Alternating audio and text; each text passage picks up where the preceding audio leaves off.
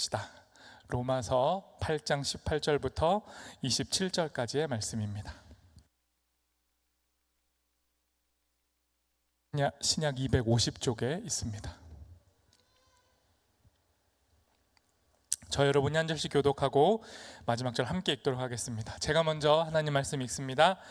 생각하건대 현재의 고난은 장차 우리에게 나타날 영광과 비교할 수 없도다. 피조물이 허무한데 굴복하는 것은 자기 뜻이 아니요 오직 굴복하게 하시는 이로 말미암음이라.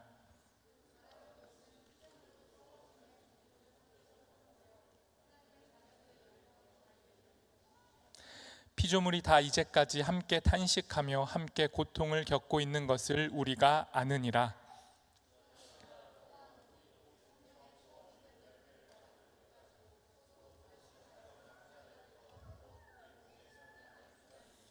우리가 소망으로 구원을 얻었음에 보이는 소망이 소망이 아니니 보는 것을 누가 바라리요. 이와 같이 성령도 우리의 연약함을 도우시나니 우리는 마땅히 기도할 바를 알지 못하나 오직 성령이 말할 수 없는 탄식으로 우리를 위하여 친히 간구하시느니라.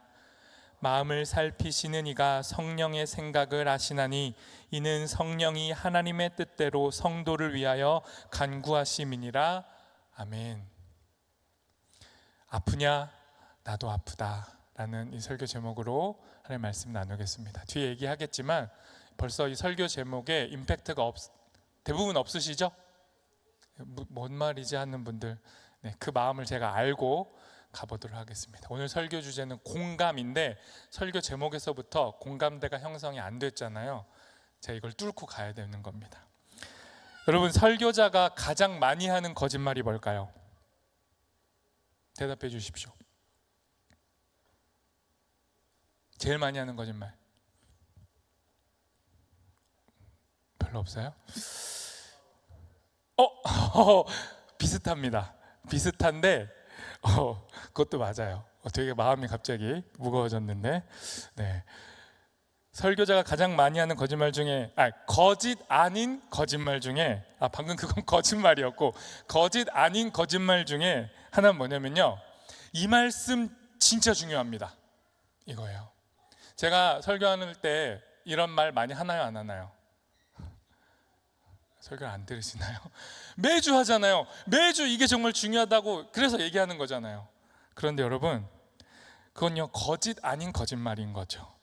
말씀의 핵심을 강조하고 여러분의 집중을 높이기 위해서 하는 거예요. 그런데 오늘 우리가 살펴볼 이 말씀, 오늘의 본문 이 말씀 진짜 중요합니다. 우리가 계속 로마서 살펴보고 있잖아요. 벌써 8장까지 왔어요. 근데 로마서 전체의 절정이 어디냐면, 로마서 전체의 산 꼭대기 봉우리 딱 높이 솟아있는 절정이 어디냐면 로마서 8장이에요 16장 중에 정 가운데잖아요. 바울이 그렇게 배치한 거예요, 아주 세밀하게. 그런데 이 로마서 8장이 얼마나 중요하다고 제가 계속 얘기했는데, 오늘 본문 이 단락 18절부터 27절은 절정 중에 절정이에요. 그러니까 로마서를 영화로 치자면 이게 하이라이트입니다. 이건 잊으시면 안 돼요. 자, 로마서 8장을 제가 지난주에 성령으로 가득한 말씀이다 라고 했잖아요. 그러면서 성령이 어떤 영이라고 했죠? 살리는 영이라고 했어요. 성령은 살리는 영이라고 했어요. 죄의 법에서는, 죄의 지배를 받는 율법으로는 우리가 살 수가 없어요. 그런데 성령이 율법을 지배하시면 우리는 살아요. 이런 얘기를 했단 말이에요. 또 무슨 얘기했어요? 고난 속에서 하나님을 아버지라고 부르게 하는 분이 누구냐? 성령. 우리가 하나님을 아버지라고 부르게 하는 그 성령 때문에 하나님이 우리의 아버지가 되어 주시면 우린 산다고요. 하나님이 우리 아빠인데 뭘 걱정해요? 그런 거예요. 이게 다 성령이 하시는 건데, 이게 지난주까지였고요. 오늘 말씀은 이 고난 속에서 우리가 탄식을 한단 말이에요. 근데 그 고난 속에 탄식하는 우리를 성령이 살려낸다는 이야기를 오늘 살펴볼 겁니다. 그런데 이 탄식을 오늘 본문은 세 가지로 말해요. 혹시 보여줄 수 있나요? 오늘 성경이 말하는 탄식의 세 가지. 첫 번째, 피조물이 탄식하고요. 두 번째 사람이 탄식하고 세 번째 성령님이 탄식해요.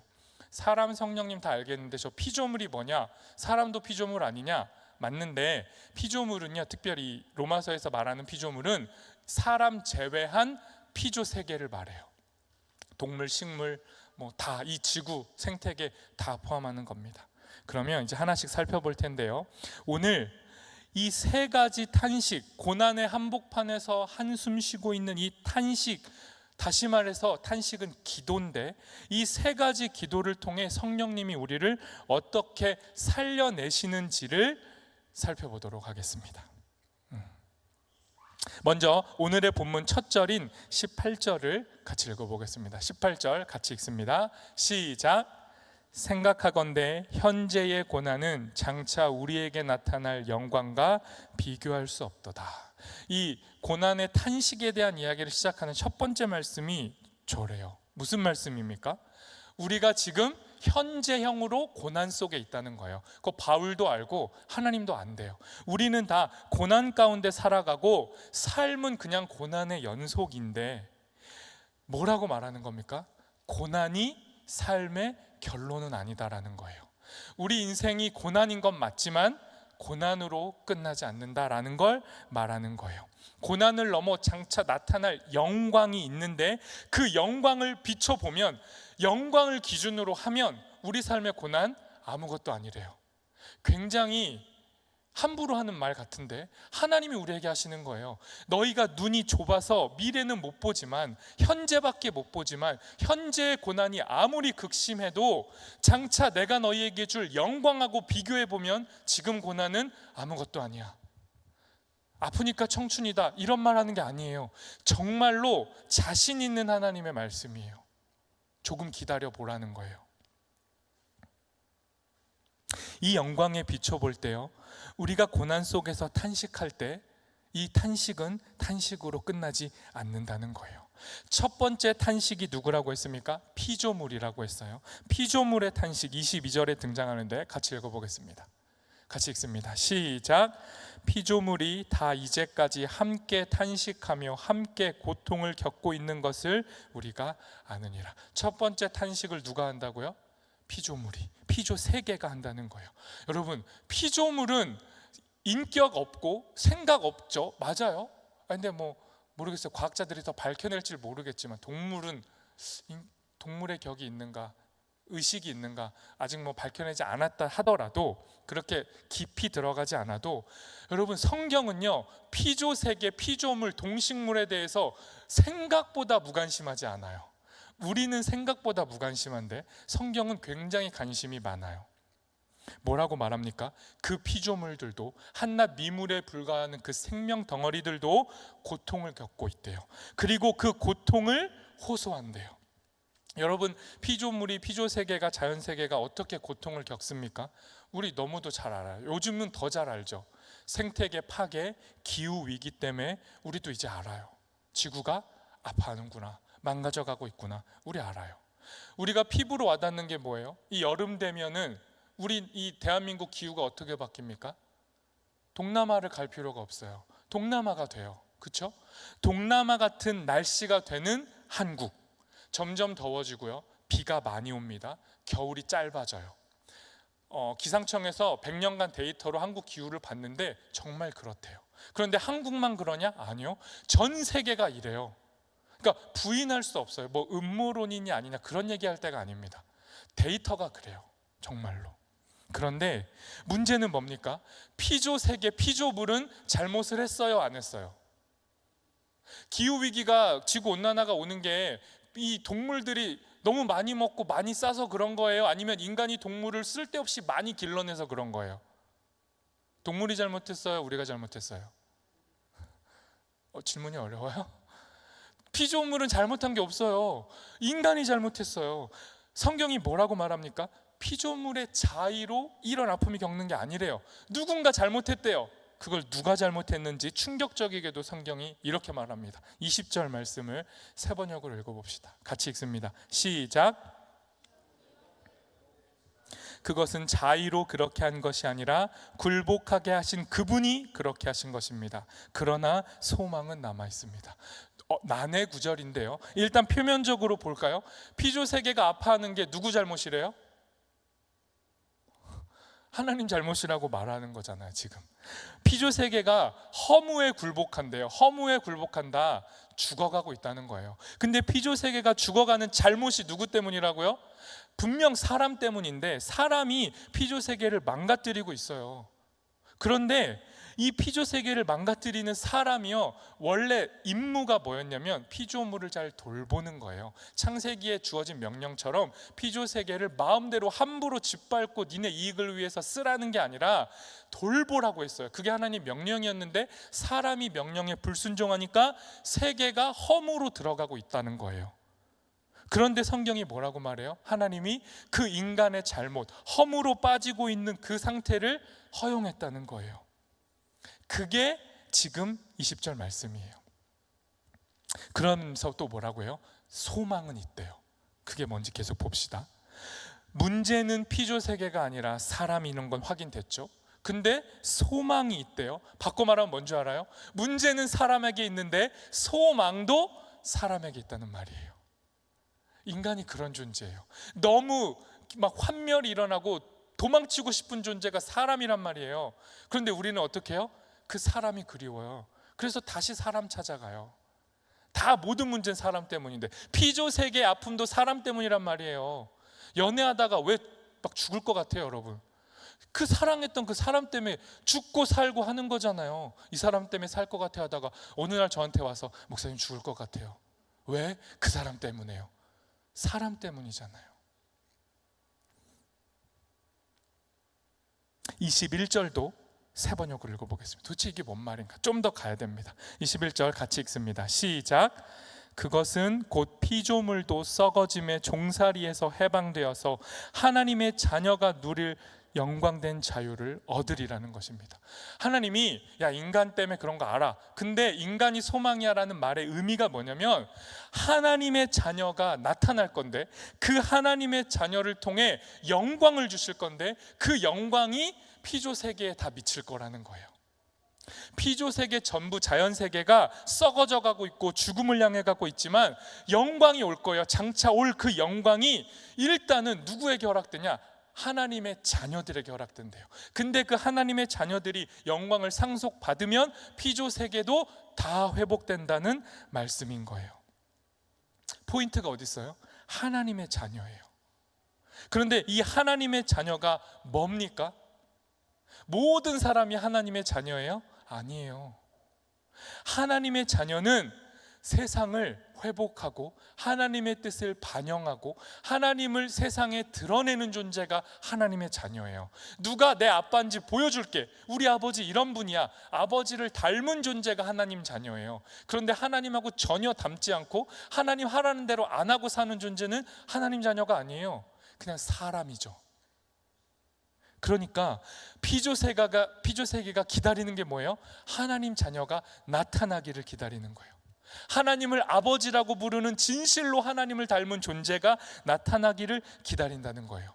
그러니까 여러분, 사람이 피조 세계보다는 우위에 있구나 이렇게 해석하라는 말이 아니라 사람에게는 특별히 책임이 주어졌다는 거예요. 피조 세계에 하나님의 뜻을 반영하라는 책임, 명령.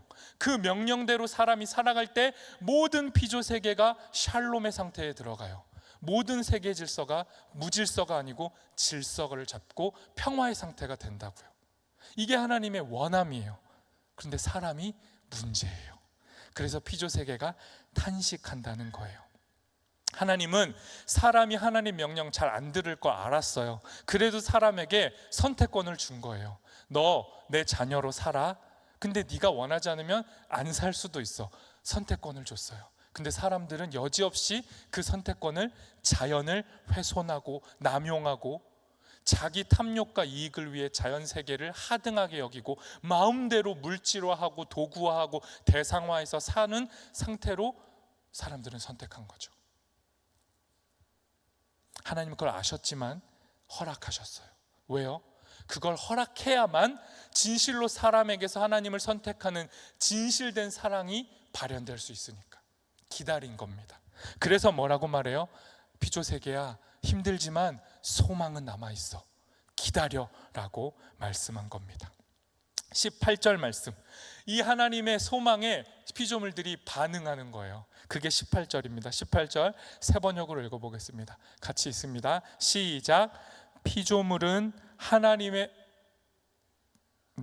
19절 세 번역으로 같이 읽습니다. 시작.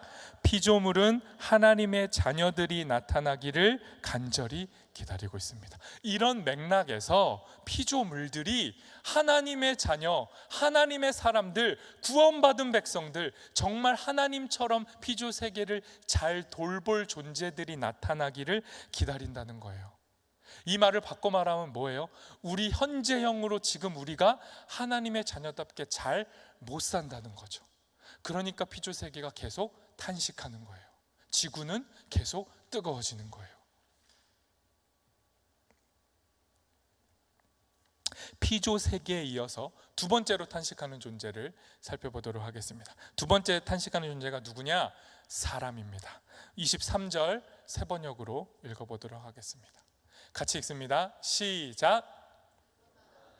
첫 열매로서 성령을 받은 우리도 자녀로 삼아 주실 것을, 곧 우리 몸을 속량하여 주실 것을 고대하면서 속으로 신음하고 있습니다. 너무 죄송한데요, 여러분 혹시 임원 중에 밖에 있거나 안 들어온 사람 있으면 빨리 들어오라고 해주십시오. 이 설교를 임원들이 꼭 들어야 됩니다. 꼭 임원을 타겟은 아닌데 다 들어야 되는데 위로를 전달해야 되기 때문에 혹시 저기 맨 뒤에 앉아있는 분들 빨리 앞으로 오십시오. 거기는 여러분의 자리가 아니라니까요. 맨 뒤는 간사급 돼야 앉을 수 있습니다. 일반 청년은 여기 금띠 앞으로 오시라고요.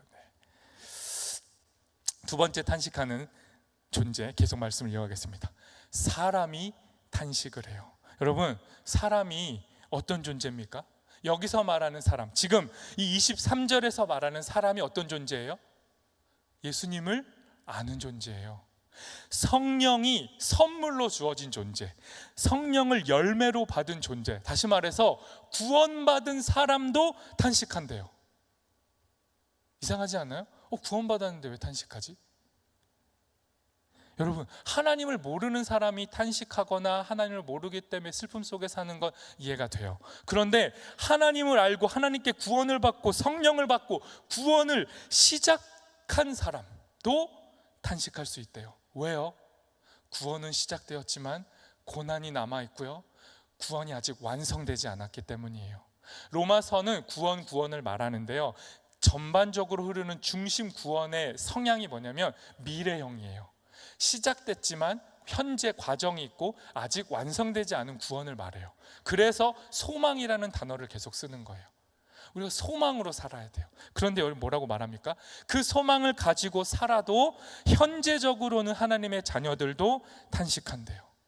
예수님 믿어도 탄식한대요. 저는 너무 이 말씀을 공감해요. 왜요?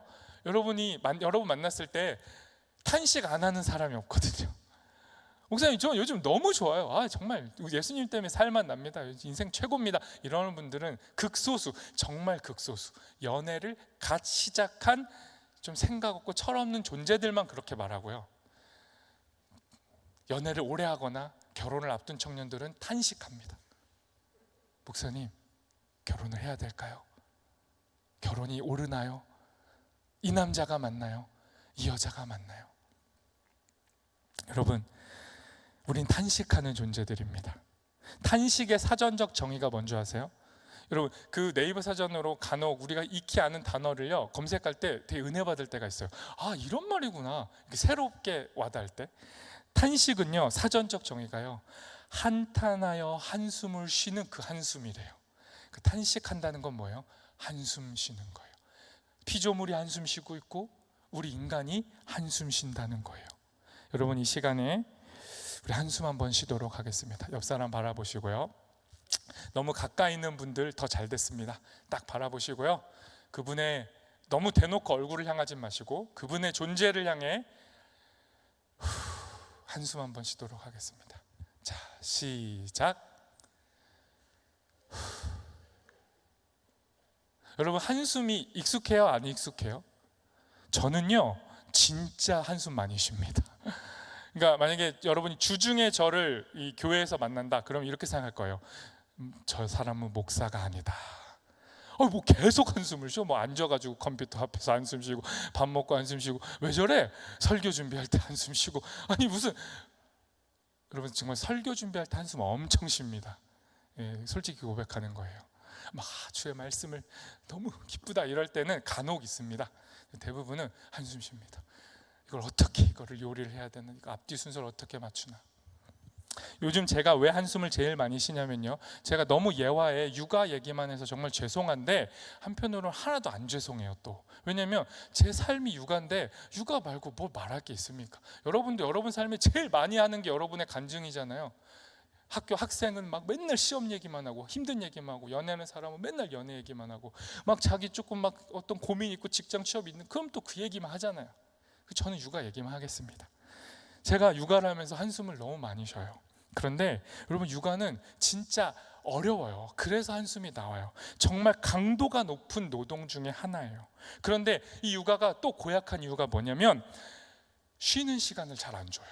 아니 아무리 악덕한 기업도 잘 시간은 줘야 되잖아요. 물론 야근시키고 막 새벽에 또 일찍 출근시키는 기업은 진짜 못된 기업이죠. 하나의 심판이 임해야 하는 기업인데 정말 이 육아도요 못지 않아요. 잠을 잘 못 자게 해요. 회복이 돼야 되잖아요. 회복을 잘 안 시켜줘요. 그래서 제가 육아를 하면서 이 탄식을 하는데, 어느 때는 이 육아의 강도가 얕을 때가 있어요. 언제일 것 같습니까?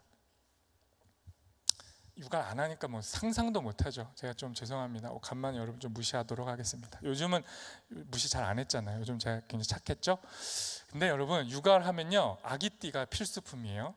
아기띠를 왜 좋은 걸 사야 돼요. 그냥 좋은 걸 사야 돼요. 사가지고 아이를 안잖아요. 그때는 제게 휴식 시간입니다. 왜요? 두 손이 자유로워졌잖아요. 뭔 말입니까? 딴짓을 할 수 있다는 거예요. 물론 아내한테 걸리면 좋진 않습니다. 그냥 아이를 보고 계속 대화를 해주고 언어를 써서 아이의 언어 발달에 도움이 되는 아빠가 돼야 되는데, 제가 이제 아이를 딱 아기띠를 하면 어떻게 됩니까? 이제 이어폰을 딱 끼고, 생명의 이어폰, 정말 이거 개발해 주셔서 너무 애플에 감사한데 이거 딱 끼고 이제 저만의 자유를 누리는 겁니다. 그럼 제가 뭐 할까요?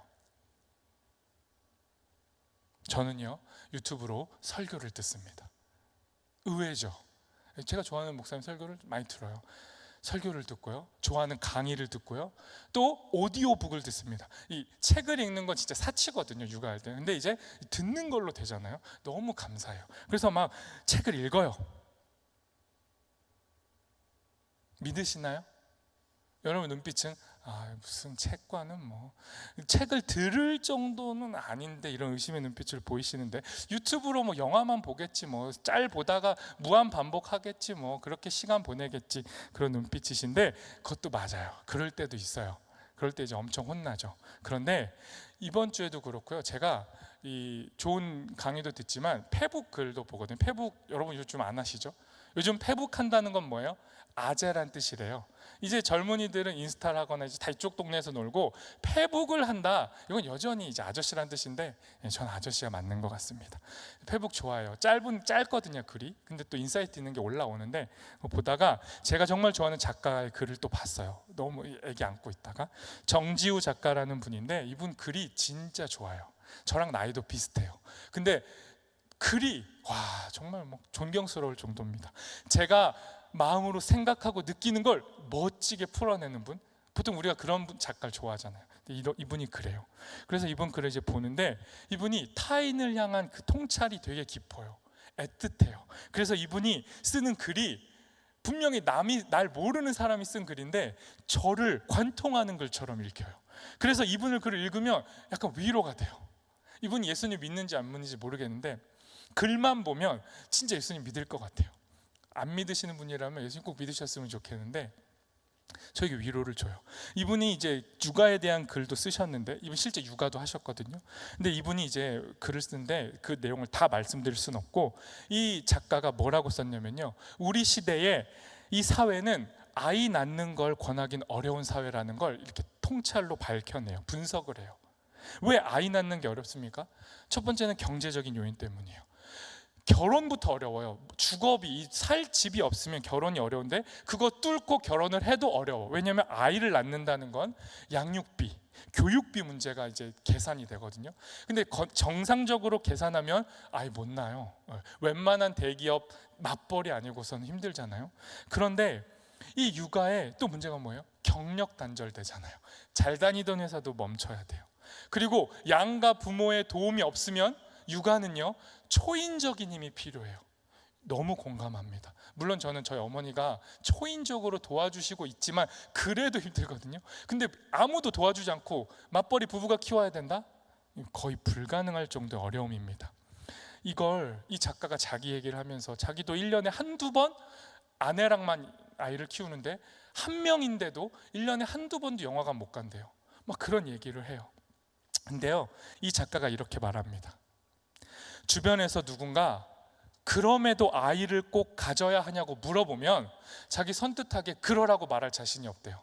결혼하세요 이렇게 하고 아기 낳으세요 이런 말 할 자신 없대요. 그런데 누군가가 질문을 바꿔서 당신이 다시 태어난다면 다시 태어나도 아기를 낳겠습니까? 이렇게 물으면 자기와 자기 아내가 이구동성으로 주저함 없이 말할 거래요. 네, 다시 태어난다면 꼭 아이를 낳아 이 아이와 함께 살고 싶어요.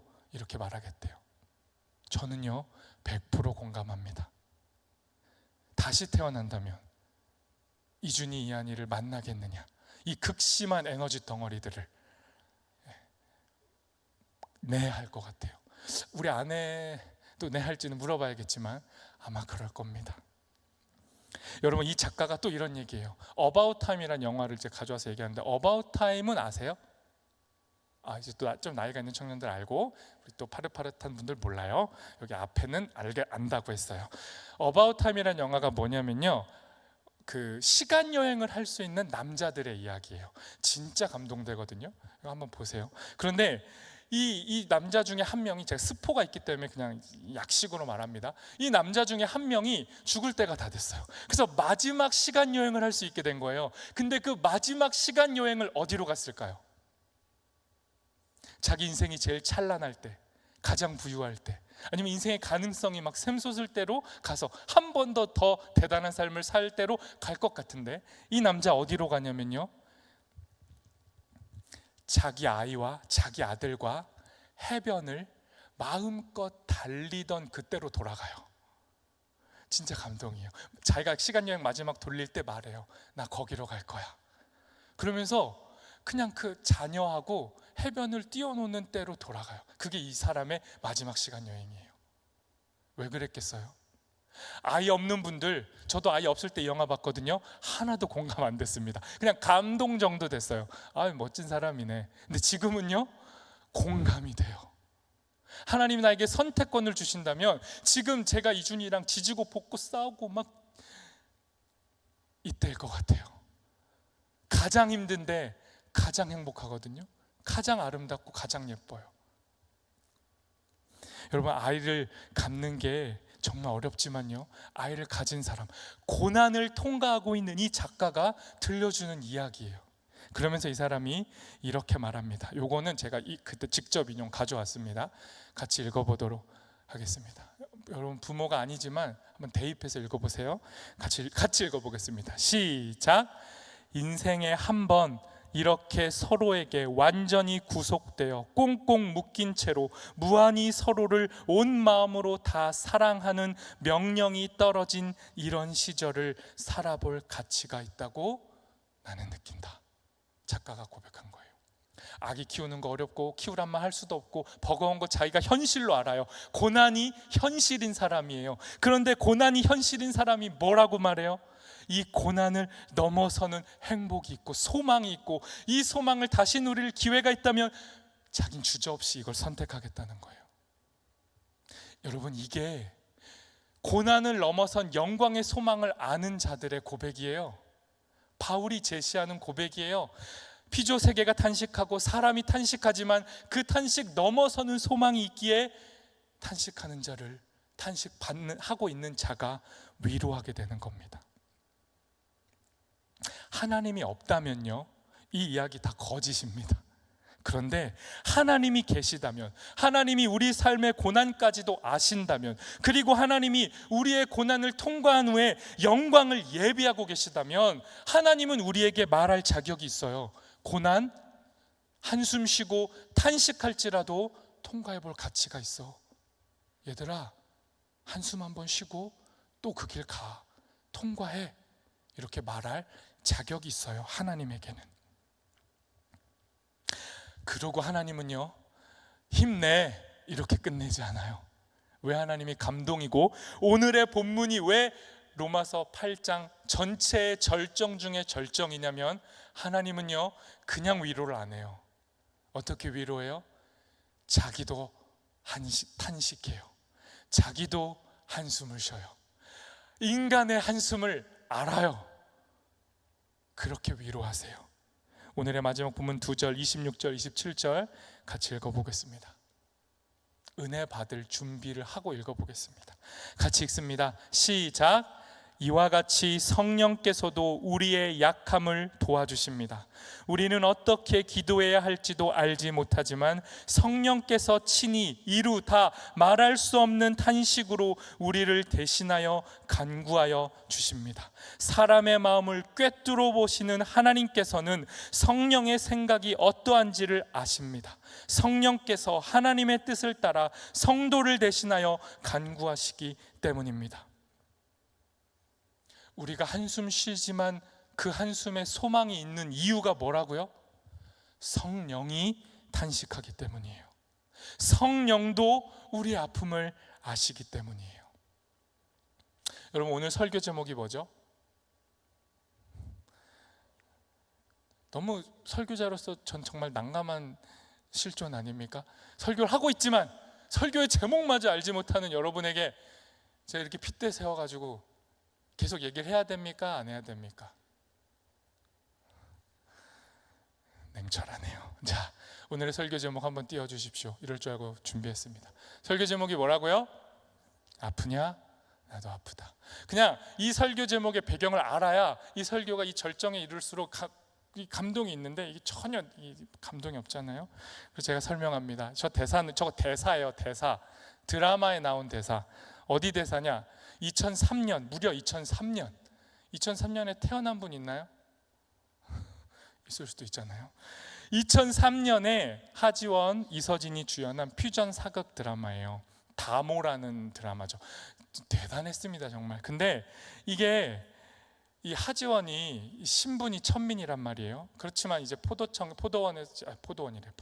이제 그 범죄 조사할 수 있는 그런 여자예요. 그것만 해도 좀 특별한 신분인데, 어쨌든 천민인데 이 여자가 운동신경이 좋으니까 격구를 한 거예요. 격구가 뭐예요? 말 타면서 공 치는 거 있잖아요. 이거 폴로 마크 있는 거.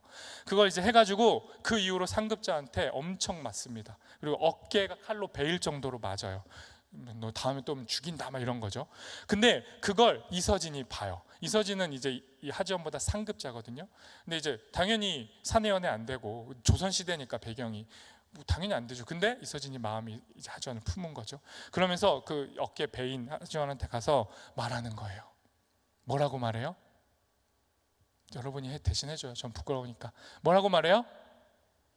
아프냐? 나도 아프다. 벌써 좀 느끼한 남자들은 잘하잖아요. 이 말을 하고 뒤에 대사가 더 멋있어요. 뒤에 대사가 뭔 줄 알아요? 다시는 날 아프게 하지 마라. 뭐예요? 다치지 마. 이 시대를 거슬러서 뻘짓하지 마. 가만히 있어. 거기 그냥 내가 책임질게. 뭐 이런 거잖아요. 몰라요. 전 좋아요. 전 감동이 되는데 다시 보실 분 다시 보세요. 아무튼 대단한 영화 드라마였고 엄청 인기 많아가지고 그냥 아프냐 나도 아프다는 광고 카피로 다 쓰이고 그냥 시대의 명대사예요. 여러분과 저의 시대가 이렇게 달라요. 제가 시간 여행해서 여러분의 시대로 돌아가야 될 정도로 여러분하고 이렇게 거리가 멀다는 걸 또 느끼는데, 아무튼 여러분, 사랑을 바탕으로 사랑 위에서 타인을 향해 공감해 주면요, 그건 진짜 위로예요. 이서진은 공수표 던진 게 아니고 진짜 아픈 거죠. 네가 아프니까 내가 아파. 근데 여러분, 웬만한 이런 로맨틱한 사랑 말고 네가 아프니까 나도 아프다고 말할 수 있는 존재는 부모밖에 없어요. 부모는 정말 그래요. 다치면 부모가 더 아픈 거죠. 그런데 지금 뭐라고 말합니까? 성령 하나님이 나의 아버지 되시는 그분이 나의 아픔을 알아요. 알 뿐만 아니라 정말 그 아픔의 자리에 내려오셔서 그 십자가의 고난 다 지셨어요. 그분이 말하는 겁니다. 아프냐? 나도 아프다. 그렇게 끝내지 않았어요. 아파? 나아져. 아물어. 계속 가. 이런 게 아니에요. 네가 아픈 그 자리를 내가 내려갔다는 걸 보여줬어요. 십자가의 자리가 무슨 의미입니까? 십자가가 왜 은혜고 구원이에요? 예수가, 하나님이 우리 고난의 자리에 내려갔다는 거예요. 말로만 아프냐 말한 게 아니라 진짜 나도 아프다는 걸 보여준 자리예요. 그리고 그 십자가에서 나도 아파 보니까 알겠다. 너 진짜 아프겠다. 야, 우리 둘 다 아프네.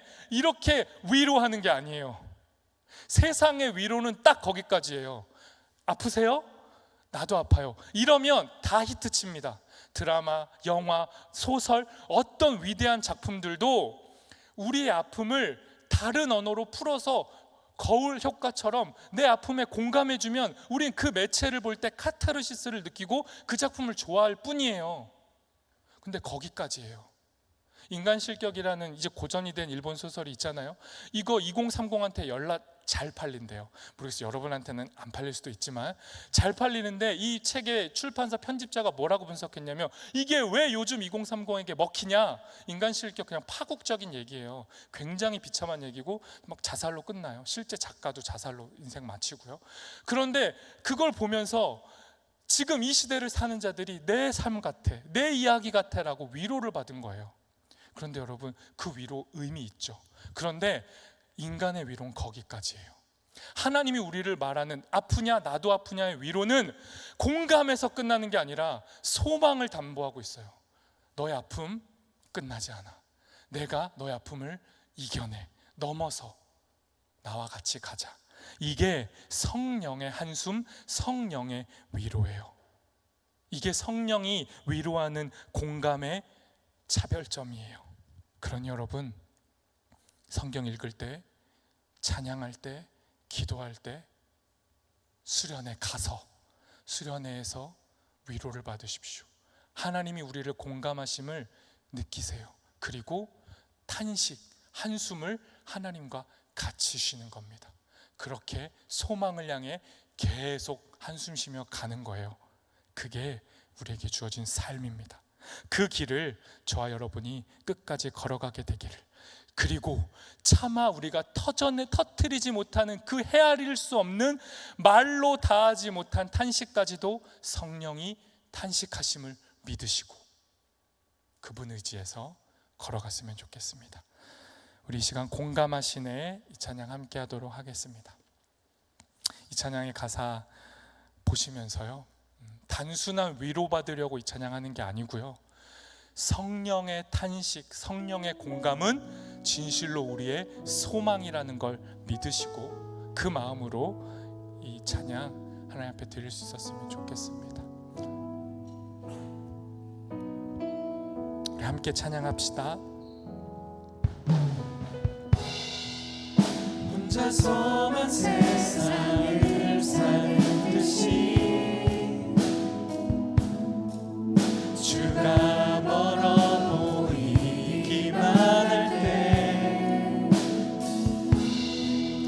우리는 바라보아야 하네. 우리에게 오셨던 그 주님, 혼자서만 세상, 혼자서만 세상을 사는 듯이 주가 멀어 보이기만 할 때 우리는 바라보아야 하네. 우리에게 오셨던 그 주님. 여러분 또 고백합시다. 혼자서만 세상을, 혼자서만 세상을 사는 듯이 주가 멀어 보이기만 할 때 우리는 바라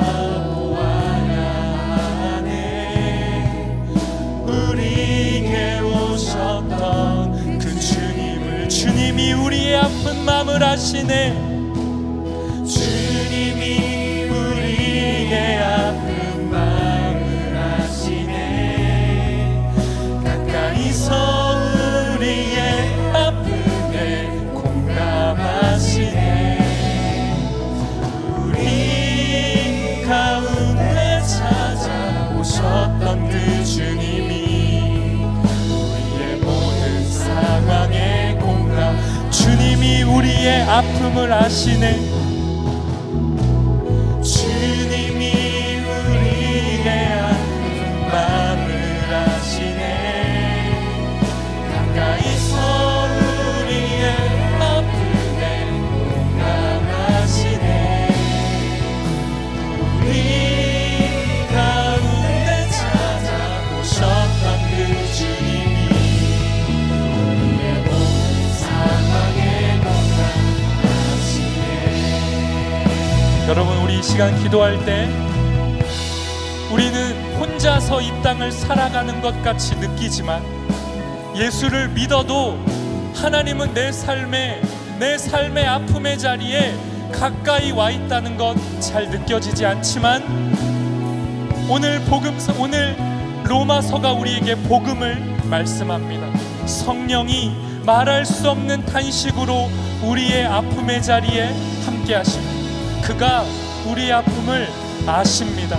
그러니 이 시간 기도하실 때, 성령 하나님, 나의 아픔을 당신께 고백합니다. 우리의 탄식을 받아주십시오. 우리에게 영광의 소망을 허락하여 주시옵소서. 함께 기도하겠습니다.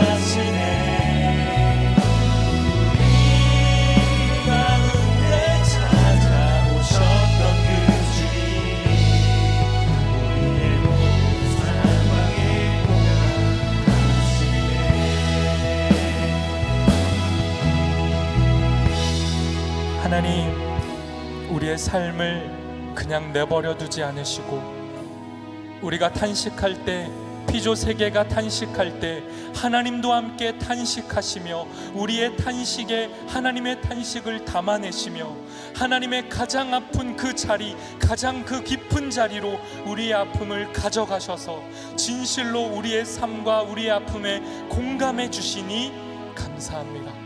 하나님만이 우리 삶의 소망이 됨을 고백합니다. 하나님이 우리에게 허락하실 그 영광을 바라보며 믿음의 길을 끝까지 걸어가는 우리 되도록 인도하여 주시옵소서. 예수님의 이름으로 기도합니다. 아멘.